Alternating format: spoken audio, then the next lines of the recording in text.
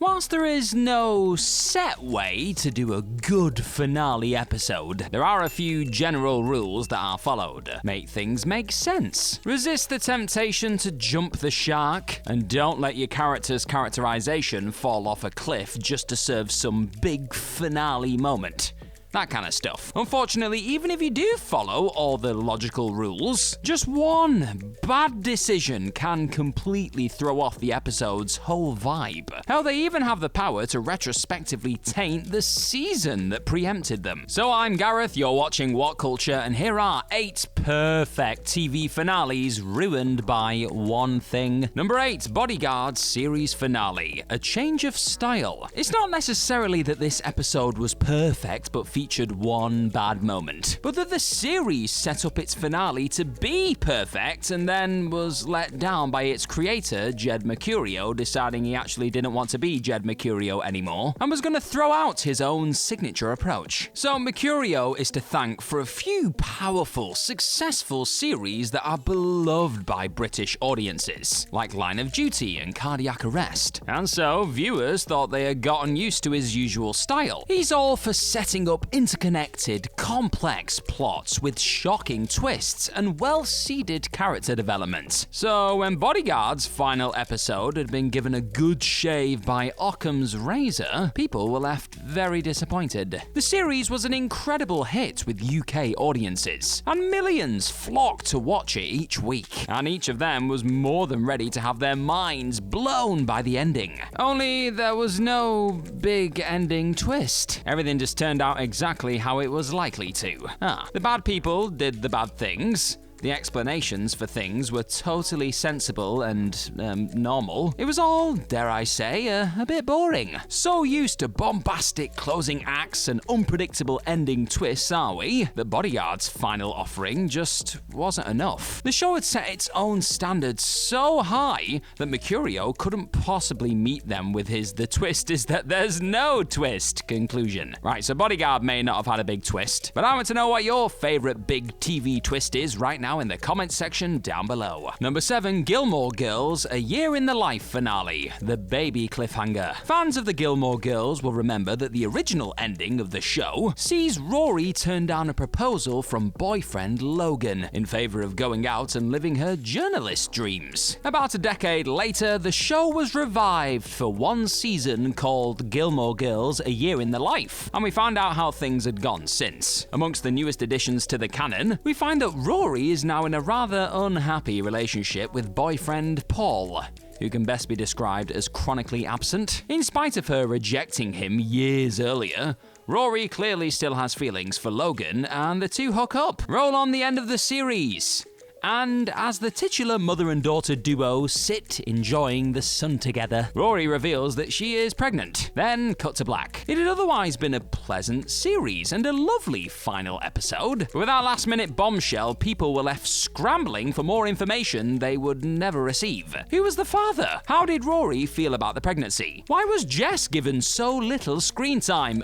We'll never know. It left viewers frustrated that they had waited so long to hear from the Gilmore Girls, only to leave the series with another huge unanswered question. What the hell? And for some people, Rory's predicament really tainted the light in which they see her arc, thinking it rather a sad occurrence, not in line with the optimistic tone the show was going for. Number 6, True Detective Season 2 finale. Almost everyone just dies. The final episode of Season 2 was exactly what the show needed. The season had been a bit of a train wreck throughout, and it was long due an ending to wrap it all up nicely. Frank Semion's long walk to nowhere makes for some really nice visuals. And along the way, we see other characters' similarly bleak deaths play out with appropriate cinematic flair. For the sake of wrapping up a struggling series, the episode was exactly what was needed. However, it is certainly not without fault, and the most egregious fault is the fact that almost everyone, yes,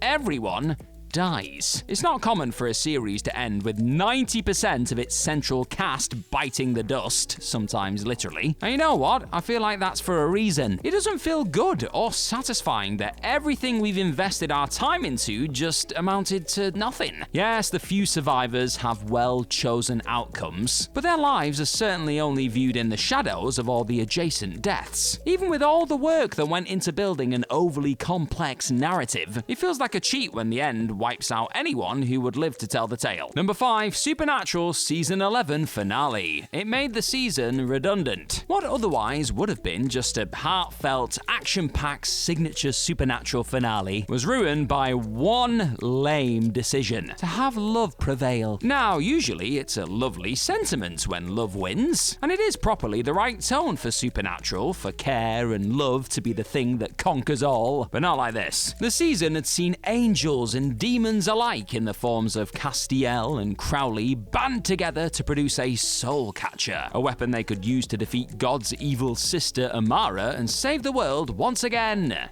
I mean, that sounds pretty cool, right? Well, it turns out all their teamwork and unlikely allyship was a complete waste of time. Because when it came down to it, all that they needed to do was have a good chat with Amara. Dean manages to talk Amara back into sanity, reuniting her with her brother and promising that family is more important than any stupid, jealous rage she was feeling. Yes, it's very sweet and all, and fundamentally it is a feel-good, morally just bit of telly. But when you realise it makes all the build-up a giant waste of time, it sort of ruins the vibe. Audiences were left feeling let down and put out, having dedicated hours of watch time for what was essentially a cop-out ending, really. Okay, before we go any further with this video, I just want to let you know that if you want more of this sort of fascinating what culture stuff, then tap that subscribe button down below, and that is precisely what you will get. Number 4, the fall series finale. He gets away with it. It sure was a controversial decision to end this acclaimed thriller series with murderer Paul Spector taking his own life, thus sparing himself from a life in prison. After what could fairly be called a rather horrific 3 seasons of Spector assaulting and murdering women and grooming a young girl, the decision to have him never face justice was shocking. With all we had watched him get away with, as an audience, we were entitled to the catharsis of Agent Stella Gibson, played by the wonderful Gillian Anderson, finally catching him and putting him away for good. Instead, we just finished the episode with a bitter taste in our mouths,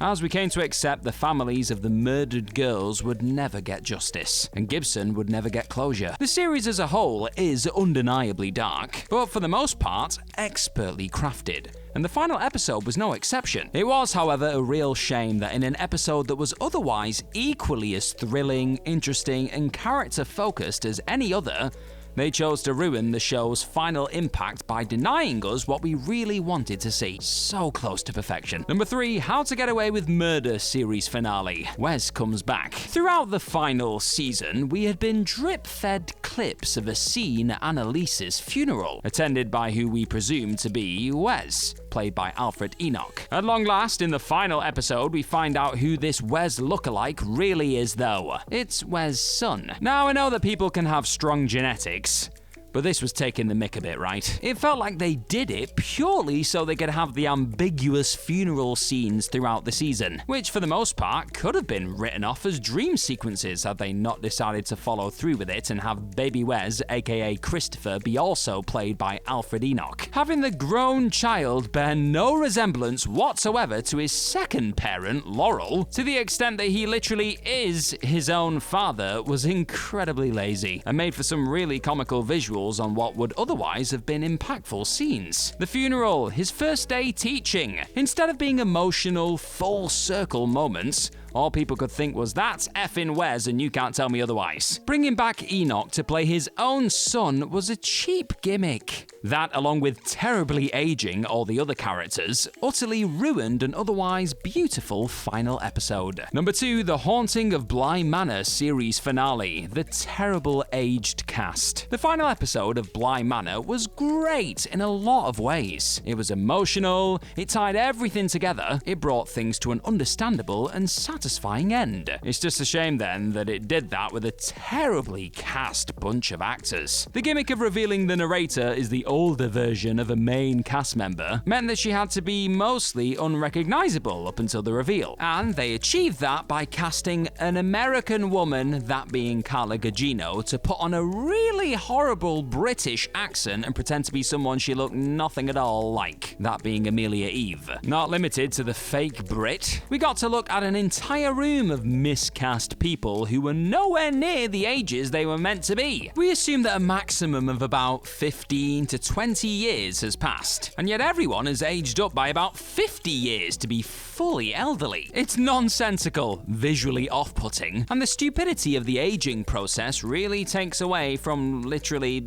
everything else. It's such a damn shame too, because it could have been beautiful. But instead, all the beauty was overwritten by Carla Gugino trying to sound like she's from Manchester. She did not sound like she was from Manchester, viewer. Trust me, I'm from here. Number 1, Clickbait series finale, the stupid reveal. As far as viral Netflix thrillers go, Clickbait was pretty darn good. Its unique premise centered on a missing family man, Nick, who appears in an online video holding signs claiming he has abused women, and that when the video reaches 5 million viewers, he will die. Rushing against the clock to save him, his family, friends, and the police have to work to find where he is, why he is there, and if the claims on the cards are true. Flash forward to the finale, and out of nowhere, it is revealed that the root of all the problems has been Nick's colleague/secretary, whom we encounter a sum total of about 4 times before the finale. The episode itself isn't technically too bad. Flashbacks revealing the narrative from her view are satisfying and revealing. All the actors put in good performances, and it draws to an all wrapped up ending. However, it was all